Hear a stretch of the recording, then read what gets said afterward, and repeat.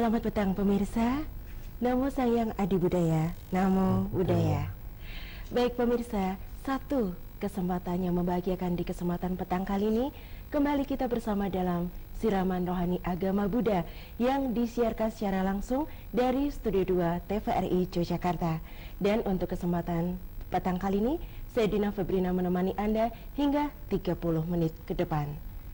Pemirsa, di kesempatan petang kali ini untuk Siraman Rohani mengambil tema tentang kontribusi generasi muda Buddhis. Dan tentunya pemirsa, sudah banyak yang dilakukan oleh pemuda-pemudi kita dalam karya, dalam prestasi mereka pada negeri ini. Namun sampai sejauh mana kontribusi dari generasi muda Buddhis dalam pembangunan ini? Maka untuk kesempatan petang kali ini telah hadir di Studio 2 TVRI Yogyakarta narasumber kami, seorang aktivis Buddhis, Upasaka Ian Pasani. Baik, selamat petang Ian, Namo Budaya. Selamat petang, Namo Budaya. Kabarnya baik, tetap semangat? Iya, iya. Masih dalam suasana Sumpah Pemuda. Ya, baik betul. Ian, kalau Ian sebutkan, Mas Ian sebutkan ya, menjadi suatu aktivis dalam suatu organisasi Buddhis, begitu. Sebenarnya apa ya, manfaat yang bisa Anda dapatkan untuk masuk dalam suatu organisasi itu?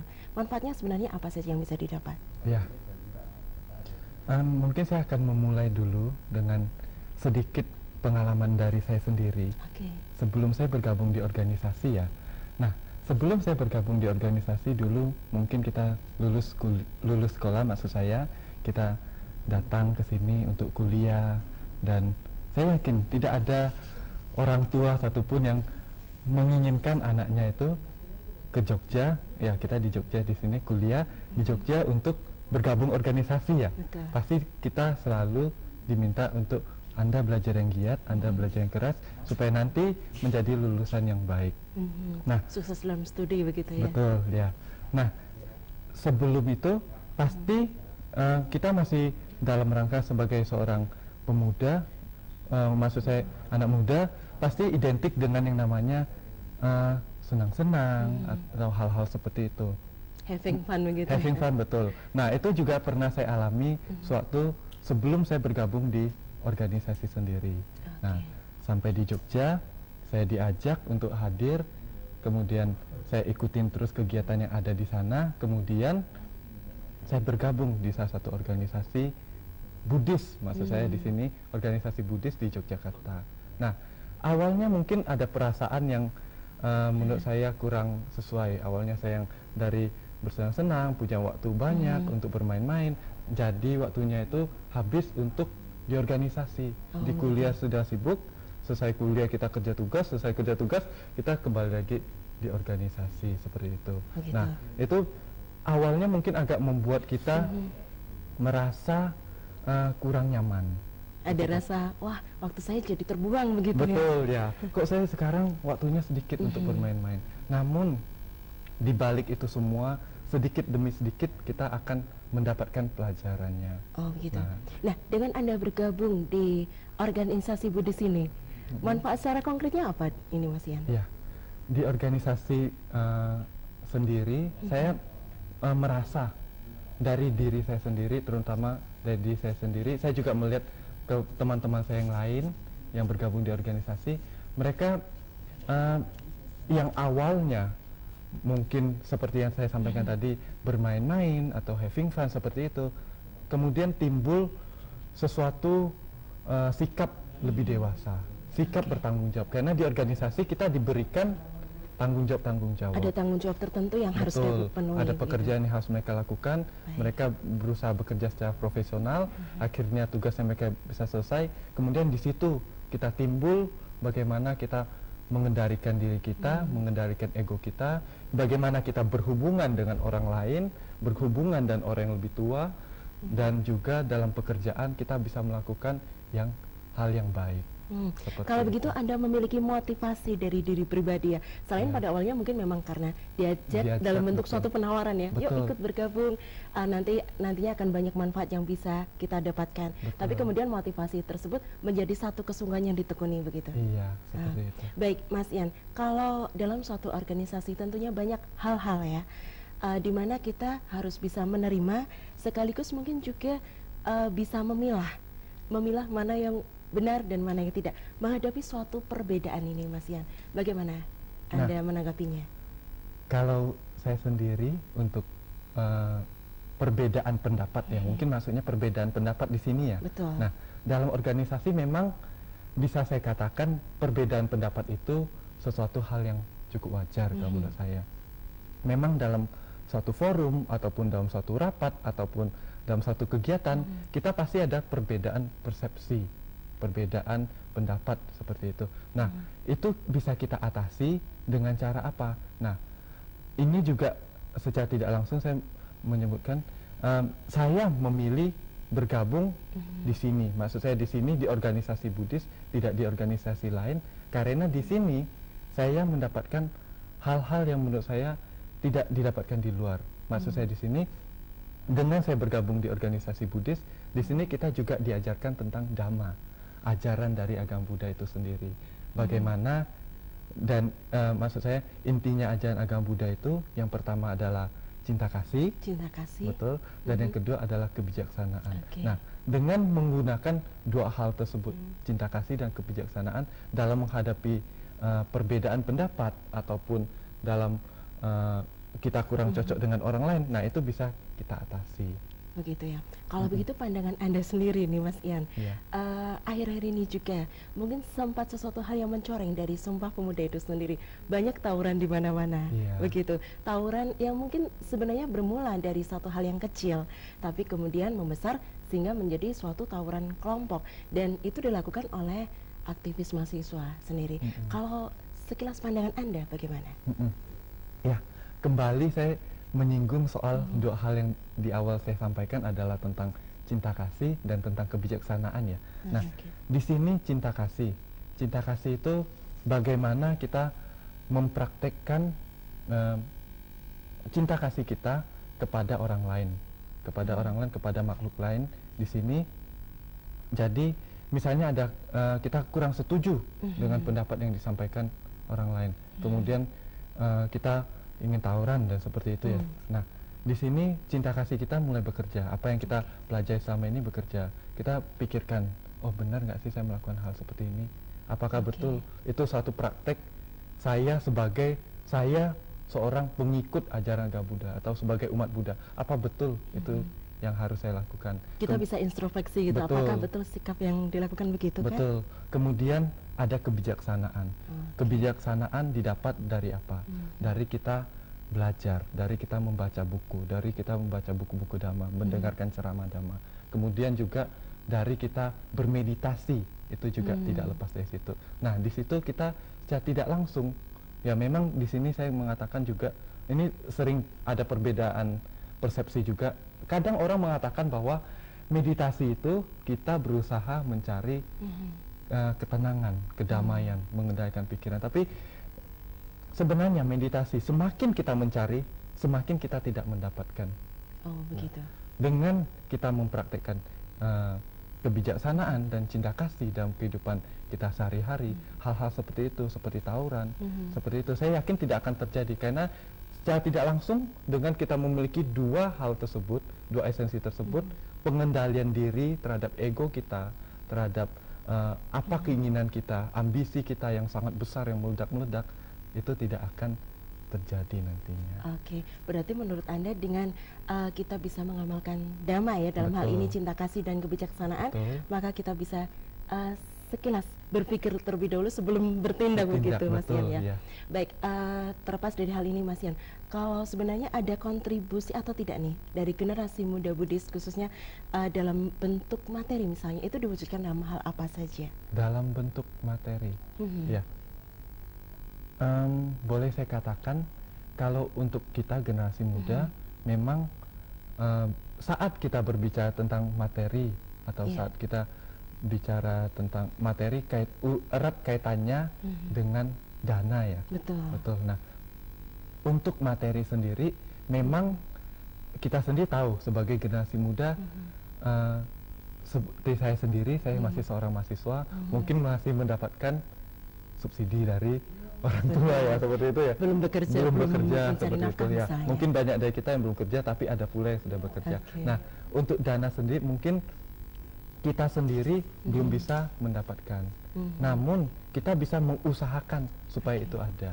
Oh, Nah, begitu. Maksud saya di sini kita bekerja sama dengan generasi di atas kita. Mereka memiliki kelebihan dalam bidang finansial, kita memiliki kelebihan dalam teknis atau dalam tenaga. Nah, bagaimana kita mensinergikan kedua hal tersebut?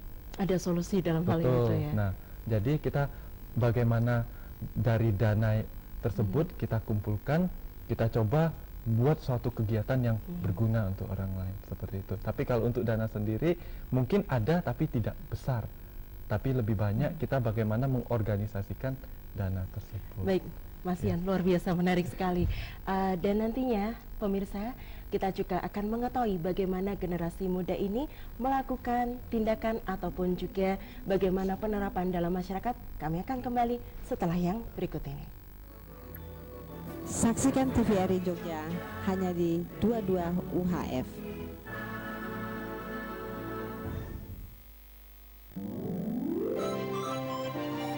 Lawo. Iki yo kok rombonganmu wis mambu lemah kabeh. Ya nek ra ngene iki sing peduli sapa iki mbiyen tukang anu apa iki pejabat lho. Oh, pejabat teras dadi dhek iso ndelik teras bocor apa ra. Leja. Apa? Iki mbiyen pacarku. Dan setelah mendapatkan gayung ditutukke sirahe dhewe,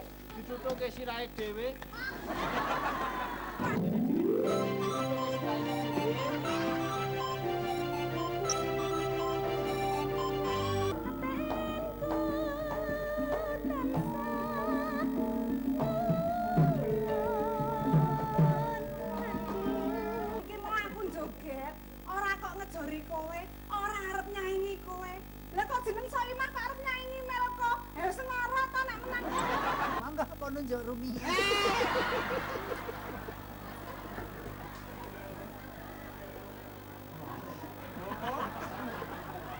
sembrono. Wong yo mustaka e dinggo.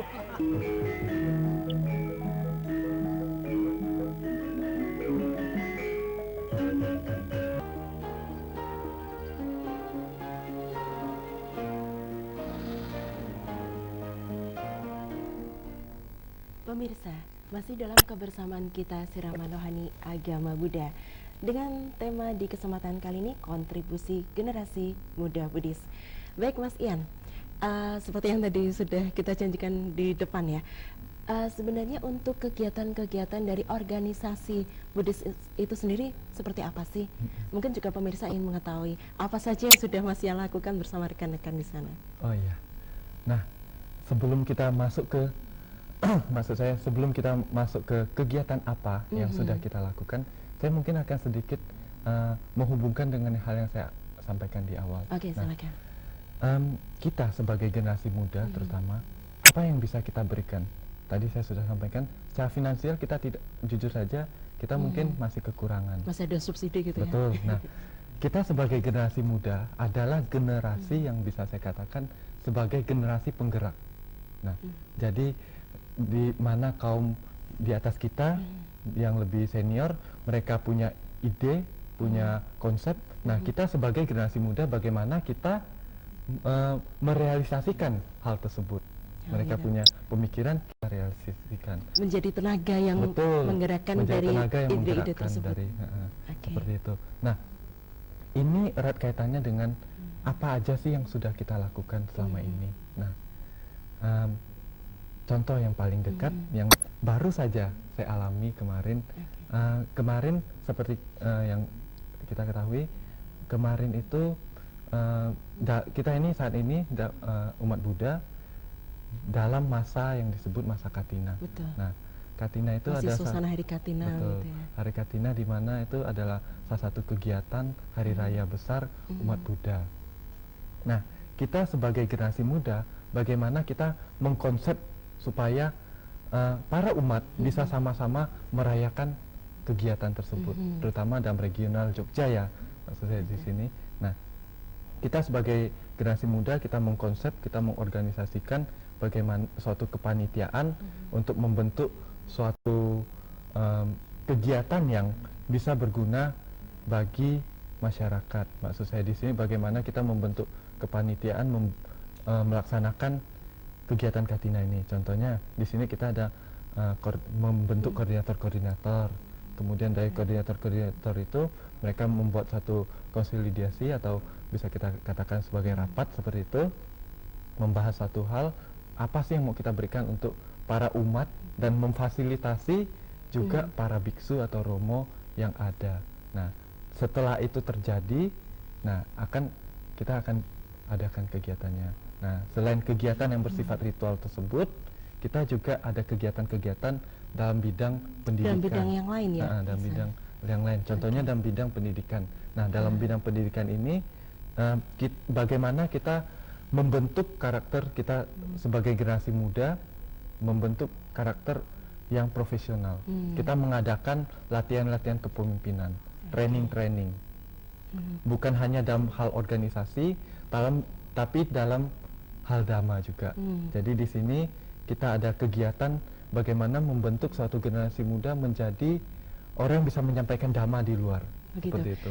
Manfaat yang Anda dapatkan itu tadi ya, dalam suatu organisasi tadi, bagaimana Anda mengaplikasikannya kepada masyarakat begitu Mas? Nah, dalam Budi sendiri, seperti yang saya sampaikan di awal, kembali lagi soal dana,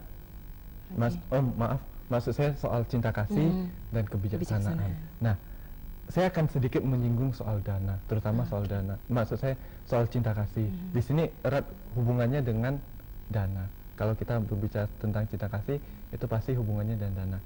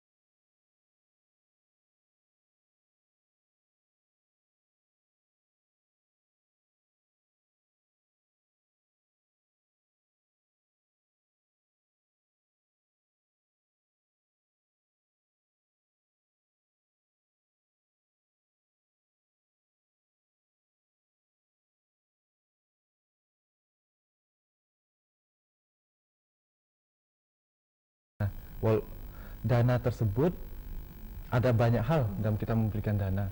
Mungkin sebagai generasi muda kita belum bisa dana secara finansial, tapi kita bisa berdana dengan tenaga, dengan pikiran. Nah, seperti yang saya sampaikan tadi di awal juga, kita sebagai generasi muda di sini, maksud saya di organisasi yang saya tekuni saat ini, kita mengadakan kegiatan-kegiatan dalam bidang sosial. Jadi bagaimana kita mengumpulkan dana dari para donatur, kemudian kita adakan kalau yang selama ini Semacam ada bakti sosial sosial, kemudian juga pemberian beasiswa kepada anak-anak yang kurang mampu dalam hal finansial, terutama dalam bidang pendidikan. Memberikan beasiswa misalnya seperti ke tingkat sekolah dasar. Betul, seperti itu, tingkat sekolah dasar. Jadi orang tua asuh. Betul, ya. Seperti itu. Lebih tepatnya seperti orang tua asuh seperti itu, yang mungkin saat ini belum diperhatikan oleh maksud saya oleh orang lain seperti itu. Kalau begitu selama ini kontribusinya juga sampai ke daerah-daerah dong, Betul, Mas? dalam daerah-daerah. Boleh tahu wilayah mana saja yang mungkin sudah tercover gitu? Oh ya, untuk yang secara rutin saat ini kita sudah sampai ke daerah Kulon Progo. Nah, Kulon Progo beberapa desa memang kita sudah pernah adakan kegiatan beasiswa, dan itu rutin tahunan, 1 tahun ada 2 kali. Nah, selain itu juga kita juga beberapa kali mengadakan pelatihan-pelatihan di luar daerah. Pelatihan apa saja yang selama ini sudah dijalankan? Pelatihan itu yang paling sering kita lakukan ada pelatihan kepemimpinan, bagaimana kita membentuk suatu karakter pemimpin. Nah, bagaimana membentuk karakter pemimpin dalam diri generasi muda, karena generasi muda ini setelah keluar dari masa-masanya mereka akan tetap terjun ke masyarakat, ke dunia kerja, berkeluarga, dan mereka akan kembali ke organisasi-organisasi lagi, namun berhadapan dengan tingkat-tingkat yang berbeda seperti itu. Luar biasa sekali, Mas Ya. Yan.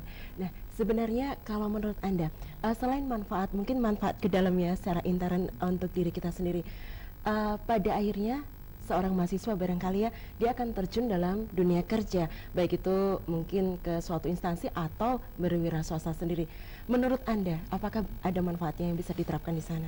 Oh ya, tentu saja kita sebagai generasi muda kan memang harus benar-benar memanfaatkan waktu kita yang ada. Betul. Nah, bisa saya katakan ini juga salah satu hal positif yang bisa kita dapatkan dari bergabung dengan organisasi.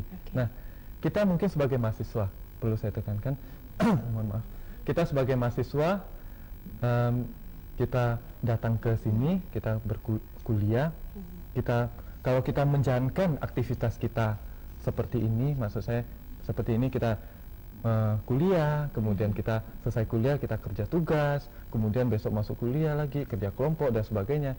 Mungkin dengan cara begitu saja kita setelah lulus bisa mendapatkan nilai yang bagus. Tapi kalau menurut saya ada hal yang kurang. Ada hal yang kurang, betul. Nah, Begitu. bagaimana kita berhubungan dengan orang? Apa kita sudah mampu? Bagaimana kita bisa melobi orang? Apakah kita sudah bisa? Nah, salah satu manfaat juga bergabung di organisasi, kita ada nilai plus. Apa ini? Nah, nilai